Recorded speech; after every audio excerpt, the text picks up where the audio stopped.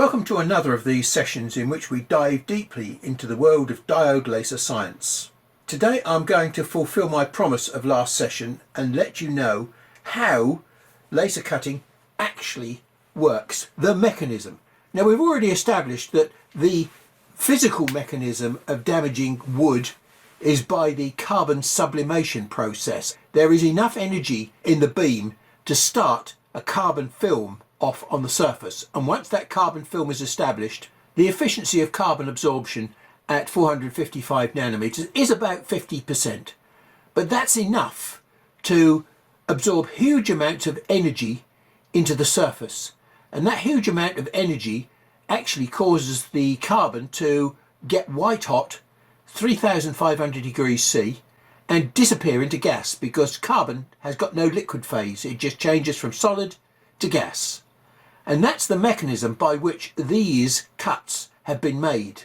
This is done with a CO2 laser, and that's a completely different mechanism. There is no carbon involved directly. It works by shaking the molecular bonds to death, breaking the molecular bonds and causing different chemicals to evolve from the cut. Those mechanisms are useless on their own without the management of intensity. Light intensity is the one thing that causes damage to the material.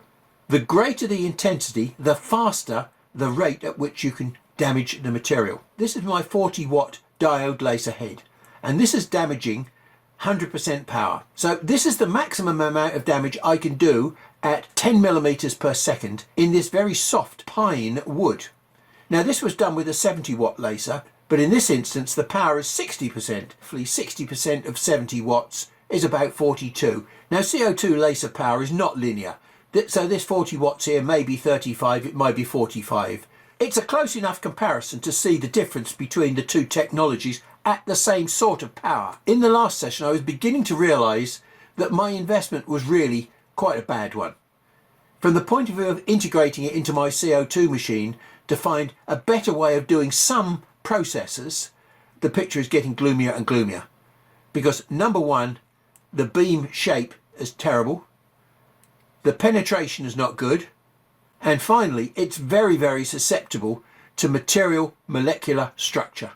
First of all, let's take a look at this simple one here, which is the molecular structure. This test that I set up here had got two functions. Number one, I've got two lines here which are cut lines, and then this little pattern here is a scan pattern with sufficient space between the scans so that they effectively become cut lines. There is a difference between producing a cut line and producing a scan line. And what I wanted to do was to see the rate of penetration of a beam that was doing thousands of pecks per second, as opposed to a cut line where the conditions are different. This line is cut in a different manner to these lines here. Let me explain. When you initiate scan mode, the controller looks in its database and works out how far it's got to be from the end of the job to start from zero. Accelerates up to the demand speed, which in this instance was 20 millimeters a second, runs across the job at 20 millimeters a second, switches off the beam at the end of the cut, and then runs down to zero. The cut starts at 20 millimeters a second. Now, when we come to do a real cut as opposed to a scan, from some remote position, the head comes in to the start position, and it starts just there at the beginning of the cut. But of course, at the beginning of the cut, the speed is zero. But although we're running with a PWN of 5,000, we've got 5,000 micropecks per second. Now, because the cut is static to start with, we get an overburn in the bottom of the cut. And then we've got probably here the stepper motor running faster and slower, and then it settles down. And at the end of the cut again, you can see the slowing down motion of the stepper motor here, and we get a final deep cut, because at the end of the stroke the speed is zero. It then jumps to the next cut and accelerates up to speed, down to zero again at the end of the cut. The worrying thing for me, look how the cut depth is varying with the material composition. We start off at one structure, and then we pass through probably another structure, which is one of the growth rings, and we get a material change. Well, that material change is reflected in the depth of cut. Now, this is a disaster for me because one of the things I was hoping to do with this was 3D engraving. You want the depth of cut to change with the power or the exposure time, not with the material itself. So this is bad news. Now when we look at engraving, we've got a completely different situation. So look, we're running into this cut at speed and we turn the power on, but remember what we're doing, we're turning the power on, which is making 5,000 little power pecks per second. Okay, so as we travel along at 20 millimeters a second, what we're finding is the power is not immediately dropping down to maximum cut depth. It drops down in a curve, which means that we've got peck, peck, peck, peck, peck, peck, peck. And as we're pecking, we're moving with the head. We've got a gradual increase in the peck depth to a certain depth. And then all of a sudden, we come up to this shallow depth. So we're probably, 30% change in the depth just because of the material structure. So what I've done, I've broken away the first start point so that I could see the second start point. Well, the second start point is taking place in a different material. And so the start shape is sharper, although we've still got a curve in the bottom here, the curve is a lot smaller. We're doing a shallower cut. Every way we look at this technology, we've got extreme sensitivity to the molecular composition of the material. Just because we know that this is a piece of very soft wood, that doesn't mean to say it's an easy process for the carbon sublimation damage. So I've lined these tests up so that we've got rough equivalents here. This is 40 watts and this is 40 watts. Because remember, although this is 100% power, it's 100% power, 40 watts all the time. Whereas this is 40 watts because of a different mechanism that happens within the CO2 control system. Although these two systems are done with the same amount of optical power, there are many videos comparing CO2 and diode technology. Diode technology could be an elephant and CO technology could be a chair. The only similarity between them is they've got 4 legs. Other than that, they're not comparable. Don't listen to anybody that tells you one machine is better than another. It's not the machine that's better, it's the process that's different. This process at 455 nanometers is very limited in the range of materials that it can damage. And it damages material in a completely different way to the CO2 system, which is capable of damaging a much wider range of materials in a much more damaging way, as you can see. 40 watts as opposed to 40 watts. No comparison. So you get more bang for your buck with a CO2 laser, but you get complications and you need to develop skills that you don't need when you're operating a diode laser. The flying optics, the water cooling, the different lenses, the different shape of beam as the power changes, they're all skills that you have to master with this process that you don't have to worry about with this process. You should be able to pay less money for a CO2 laser than you can for a diode laser. The current trend of CO2 lasers is to throw as many gizmos as possible onto the machine to make it worth the silly amount of money that they're charging. Both these technologies still rely on a lens and a laser beam. Now I'm sure you won't need reminding that light can only travel in straight lines, unless there's some sort of Einsteinian gravity effect that can take place and bend the light with what they call lensing. No, we haven't got any of those effects here, so we'd expect light to travel in straight lines. Well, how is it possible for light to all of a sudden decide it's not going to travel in a straight line? So 0.3 of a millimetre is the width of the cut at the beginning there. Before we go into this very rounded point here, we're nearly 0.6. Ah, I hear you say. Once we get below the focal point, there is divergence in the beam, and that's what we're seeing here. Let's look at the same power CO2 beam. The entrance at the cut is about the same, but I could change that with the type of lens that I happen to be using.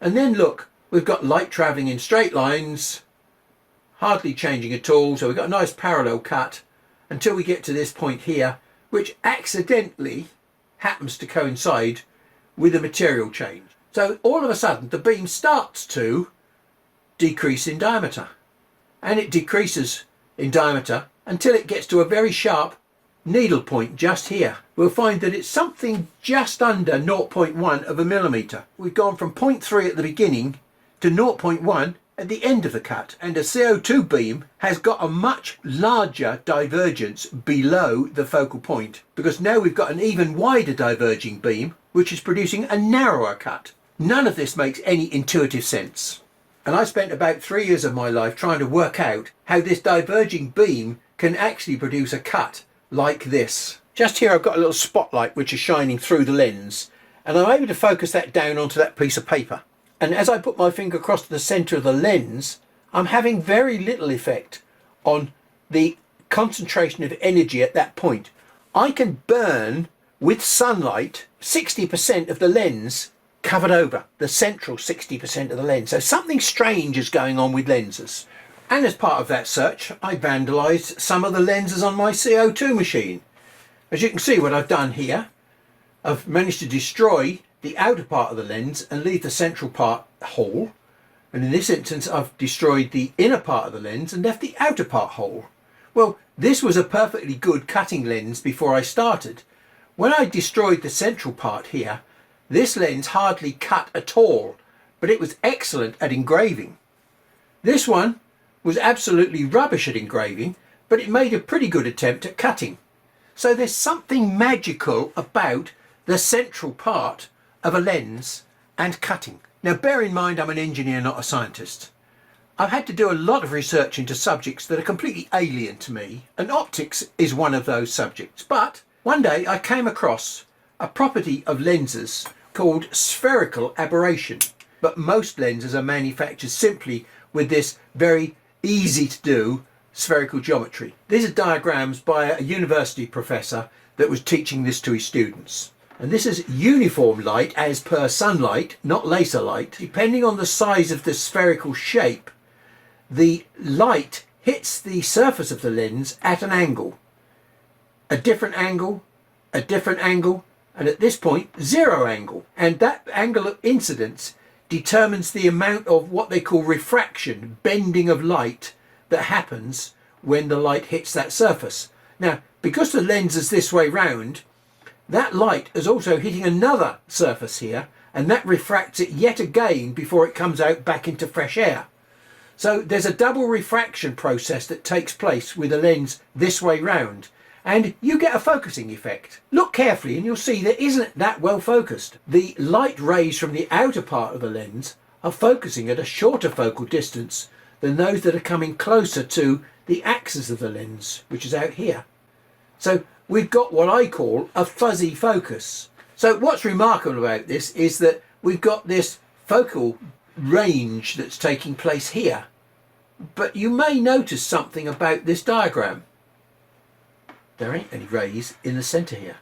This is what people call the correct way to use a lens, because this is the way in which lens focal points are designed. Let's be a bit ambitious and turn the lens over. We've got the same parallel light coming into the lens, but this time it's striking a surface at a normal angle, i.e. 90 degrees. So there is no refraction taking place as the light enters the lens. But there is a significant amount of different refraction that takes place, hits the angled surface internally. And as you can see, the light in this particular instance is bonkers. There's a little bit of a focus, I suppose, here from these rays that are getting towards the centre. But again, towards the centre, there's nothing. So what's going on with these central rays? Now on a CO2 machine, we can only get two types of lenses. We have these things here called plano-convex lenses, and these things here called meniscus lenses.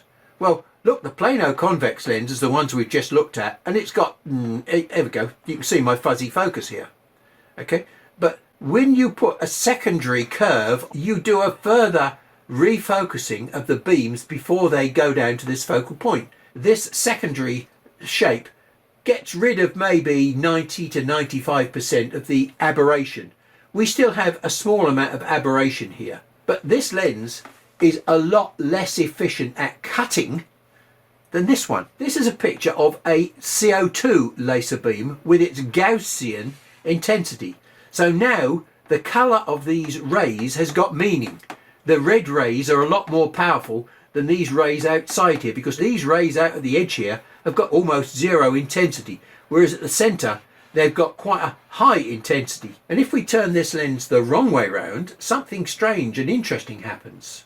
All these rays from the outside here, which are not very useful anyway, because look, they're such low intensity, they're spraying all over the place. They were useless to start with, and they're still pretty useless. All they're doing is heating up the surface a little bit around the point where you're doing damage. The most intense rays that can do the most damage, remember, high intensity, high damage rate, they're passing through the part of the lens here which has got virtually zero refraction angle.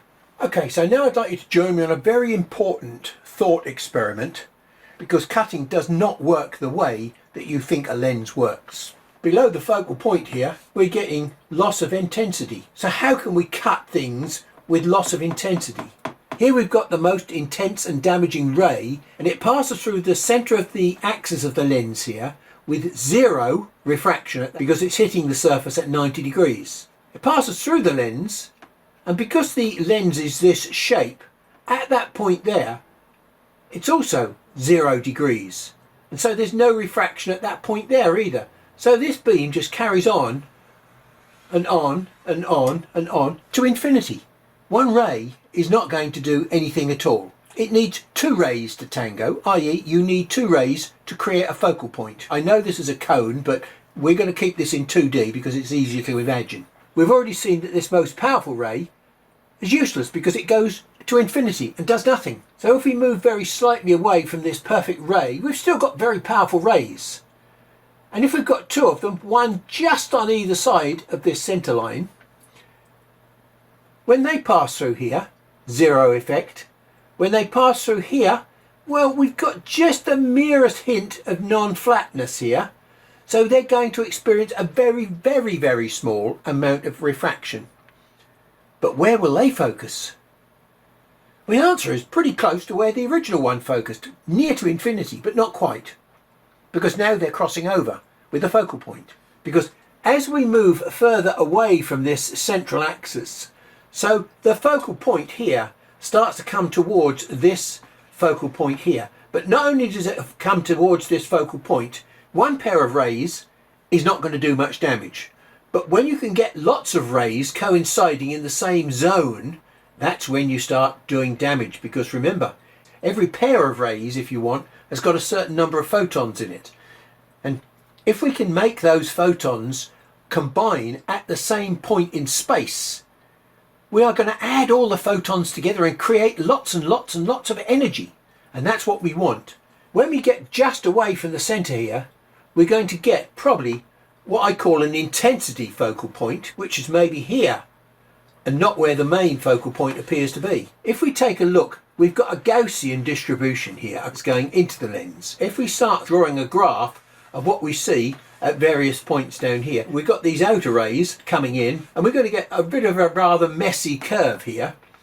But when we get to here, if we just look at the red beams, you'll see that the red beams are not really crossing over at all. They are staying fairly well in line, much in proportion to this shape here. They're keeping this shape here as they pass through the focal point. So we have got a degree of Gaussian distribution for the most intense rays that reach the focal point. And that's why turning this lens round, although it looks as though it causes all sorts of havoc, filter out all these useless rays that would normally be there to just put a scorch mark along the edge of your cut. And now we can begin to make sense of what's happening with these. The central rays are passing through this hole, or are being disrupted by this damage that I did to the back of the lens. So we have no high intensity central rays here to do damage. All we have is the lower intensity rays around the outside, which are being focused to a point sufficient to damage the material and do engraving. But these central rays are the things that do the cutting. So how does that happen? The guys that have designed the optics for the diode laser obviously know about this very low refraction area, and so they have exploited this area here to create the diode laser beam. Now a typical CO2 beam is 5 or 6 millimeters diameter. Typical diode beam is probably only around about maybe 1.5 to 2 millimeters diameter. It's going to be operating in this very flat part of the lens. Maybe for this 50 millimeter lens, the focal point may well be 55 or 60 millimeters. I've only got two rays on here, and if we zoom in on just those two rays, you'll see, although the focal point is there, it could well be over 1 or 2 millimeters. We've got a reasonable damage capability zone. Here's the lens the wrong way round. Now, it makes very little difference to the way in which the focal point changes, because we're working over such a small and flat area of the lens itself. Looking at the diagram for my diode head, it appears that the lens is used this way round, and from all the beam experiments that I've just been doing, looking at the shape, I'm guessing that my distribution of intensity is nowhere near Gaussian.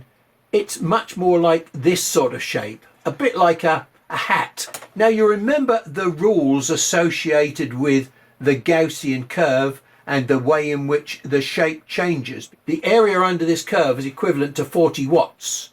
So the area remains the same even though the shape may differ. And let's just see what happens when we reduce that beam from 6 millimeters to say 2 millimeters. Well, here's the answer. Look, we've squashed it down and we've made it tall and thin. So now it has got some serious cutting potential. So it's almost parallel in that it can do damage quite a long way up here without changing the diameter very much. That hat shape has changed into something different at the end there. We've still got 40 watts of power. What I've got here is the Gaussian distribution beam. And look at the difference in the intensity that I can get out of a proper Gaussian beam as opposed to the intensity that I can get out of a hat-shaped beam. Is never going to be as efficient at cutting as a CO2 laser. And we saw a demonstration of that to start with. We get roughly twice the cutting penetration out of a CO2 beam than we do out of the same power diode beam. And there is confirmation of the reason why. So let's get on to the puzzling issue. How can a diverging beam produce a parallel or a converging cut? So the principle that we've just seen of area conservation equals power conservation happens when you focus a beam down. You've got 40 watts here, and when you squash it down, you've still got 40 watts here, but the intensity has increased. Same here, the intensity has increased. That's the whole point of focusing a beam, to make it more concentrated. We're putting more photons into the same area, and therefore we're making it more damaging. And we get to the focal point here, and we've got this very long, thin intensity profile. It gives the impression that maybe I'm going to be drilling a hole with this intensity profile. This is intuitively mentally confusing. So what I'm going to do is to flip it the other way, like that. So now I've put my intensity distribution graph on the plus side, on the upside of the focal point, so that you can see it is just a graph of what's happening at the focal point. And there's nothing happening below this focal point except the rays are diverging. Beginning of this session, we saw the diode beam growing, as you thought, maybe in accordance with the way in which the rays are expanding. On the flip side of that, we saw the CO2 laser, which has got an even wider divergence pattern, going exactly the opposite way, going down to a point.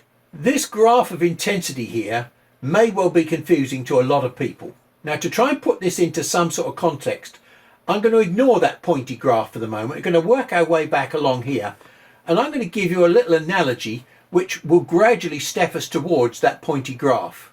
Imagine there's a charity marathon taking place. 26 miles is a long way for people to run. We got all sorts of people in this race that are doing it for various reasons. Charity being one of them. This straight line is the start line. What the organisers of the marathons do, the elite runners in the centre of the line here. The guys that are lined up on the outside of this line here are the ones that are dressed up in dinosaur suits. They're going to walk the whole of the course with a fridge on their back or something stupid like that. Okay, and then you've got the fun runners here, and then you've got the semi-pro runners here lined up. Okay, so the starting gun goes. If we look at the way in which the field has started to distribute after, say, 1 minute, what we find is the elite runners are out the front here. The guy with the fridge has hardly moved off the starting line. The professional runners are doing all right, but they're nowhere near as fast as the elite runners, which are out the front here. So the elite runners are beginning to pull away from the rest of the field. And after 5 minutes, here's how the field has spread out. The elite runners are well away from the starting line, but the guy with the fridge on, he's only moved about 10 feet. Okay, the dinosaur guy is here. The semi-professional runners are here, but the guys that are really, really good are way out front. And they're getting further and further away from these guys that are just doing it for fun. And then after 10 minutes, look, the professional guys are thinning out. Some of these professional guys are not as good as the real professionals out the front here. So there's maybe 2 or 3 guys out here that are really leading the field, and they're streaking away, leaving all these other things in their wake. The guy with the fridge now has only moved maybe 200 yards off the start line, whereas this guy is already 1.5 miles ahead. So I hope you're getting the idea that the stronger the runner, or the most powerful beam that can do the most damage or that can run the fastest, is going to get ahead of the rest of the field. And that's what this graph here is all about. There's one runner at the front there that's the winner, and some of the other guys have hardly left the starting line. The stronger you are, the further you'll be able to run in the same amount of time than those that have got a fridge on their back. I hope this gives a much clearer context. It's important that you understand the concept of this intensity profile. If we are above the focal point, then the intensity profile at this point here is very low. We've got very little intensity here. We don't get intensity to do damage until we get to the focal point itself, where we get this high intensity spike at the center of the beam. And then as we go below the focal point, we get exactly the same thing. Look, we're not going to be able to do damage below the focal point because the intensity profile has disappeared. So how on earth can we actually cut below the focal point? So the critical factor that you must understand is that the focal point is not a particular position like the optical focal point. It's the point at which all the ray intensities maximize to produce the highest intensity at the center of this spike that I like to call the intensity focal point. So I hope that what I've done with my testing has found the focal point for wood, which gives me this maximum intensity profile. Now for convenience, I'm going to turn these images round on their side so we can see a lot of acreage on the screen. This is a CO2 laser beam burn, because the CO2 laser beam with its proper Gaussian distribution will help to explain what's going on in an easier manner, and then we can go on to the diode beam and you'll see that it works exactly the same way but in a very brutal manner. The other reason I want to show you what's happening with the CO2 beam is because after a very short period of time it's just over 0.1 of a millimeter diameter at the mouth there. If we move on to 20%, things have changed dramatically. Now we've put more power into it, we've got a deeper burn. The entry into this hole has now increased because we've got enough power in the beam now for this part, the slightly expanded part of the beam, to start damaging the hole. Now you remember the intensity profile of the beam had a very sharp start, but then there wasn't much change in the width of the spike. We've got fairly uniform power now, which has caused the opening to increase to 0.2, but now we've got the stream of fun runners which are rushing along here. Those light rays that are out here, they're still there, but they're just not doing any damage. They're hitting the surface and just maybe heating up a little bit of the surface around here, but not heating it up in a way to do any damage. Now this heating up around the cut itself is a very important part of the process when we talk about the way in which the diode laser works. Okay, and now we've got sufficient intensity here to open up the hole and force rays down here. Now remember, light travels in straight lines. The rays passing through the center of the lens are virtually parallel to the lens axis itself. So there is going to be very little in the way of divergence of the beam, but we can just see a hint of divergence here, where though there has been enough room in this aperture here to allow some of these non-axial rays to pass through. They're the only ones that can damage the material. Light, energy, bullets, photons hitting the surface, transferring their energy to the surface. They're the only things that can do this damage. So we must have rays of light which are nearly axially true and parallel to the axis that are making it down this hole to cause this damage here. This damage here is right close to the axis, and the rays must be squeezing right down here to cause that damage. They can't be rays that are coming in at some weird angle, because they're being filtered out by the surface itself. So let's jump on 100%. As we're getting further away from the axis of the beam, what's happening is we're getting enough time that's taking place now for these slightly lower intensity rays to come in and damage the corner. So we've got rays that are coming down here, rays that are coming down here, and rays that are coming down here. The shallower the angle of the rays, we can see that effect as they bounce into the wall and lose their energy. So this hole is gradually tapering down. We've got lots of rays that have made it through to the bottom. Only that central ray there is going straight through the hole. Every other stream of photons or ray is at a very, very slight angle. We've reached that point there where the angle of that ray is just enough to hit and transfer its energy into kinetic energy, raising the temperature at that point to make the material disappear. We're right at the bottom of the other side of 10 millimeters. Okay, so let's start comparing that to the diode beam now. You'll see that even with 5% power, we've not got a point. We've got a little radius on the end there. 10% power.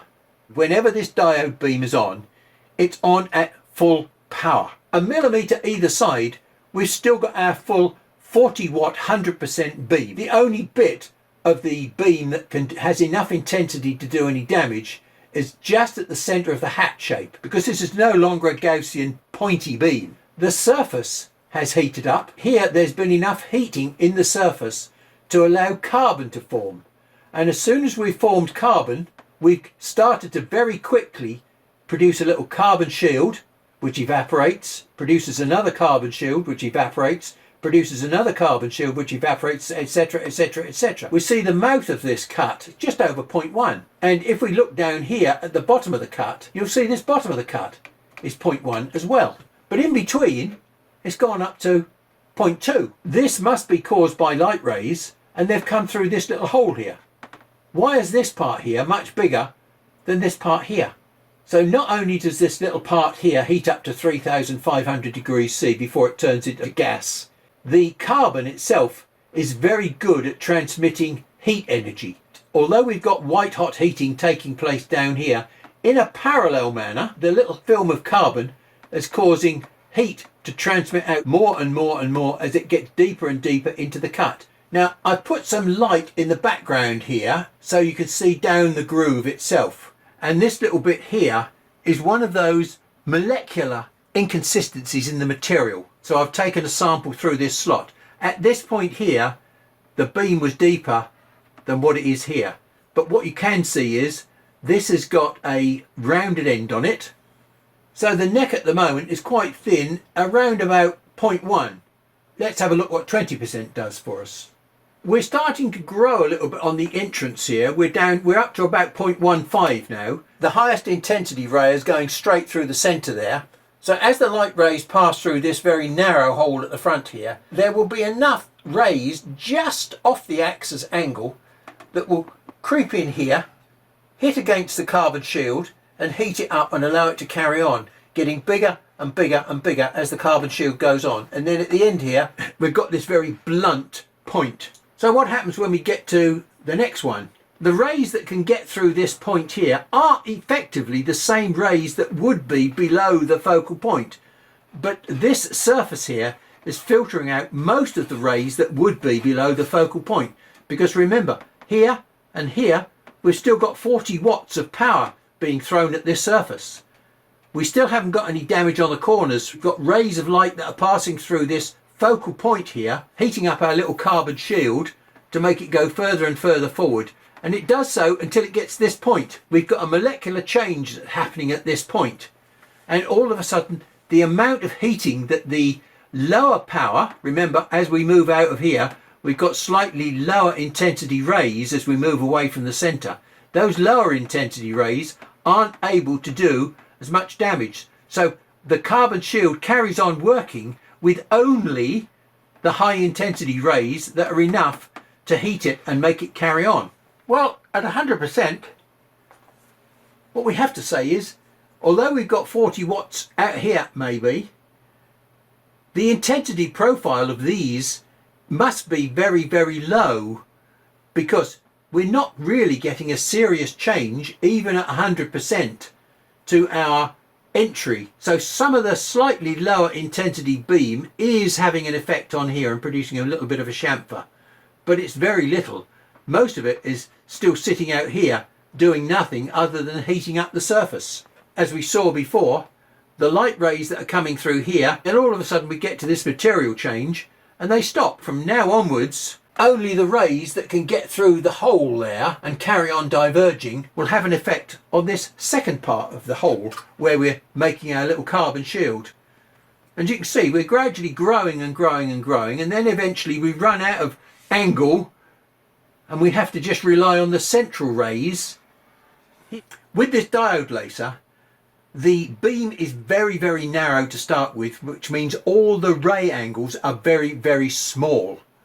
But those ray angles, you could see them happening below the focal point. There is divergence below the focal point, but it's not what you imagined. That divergence is filtered by either this aperture here or this aperture here. And what arrives at the bottom here is not impressive. The other little detail that I will point out to you, which shows you what's happening with the carbon film and how much sideways transmission of heat we're getting as the beam grows and gets hotter and hotter. Look what's happening here.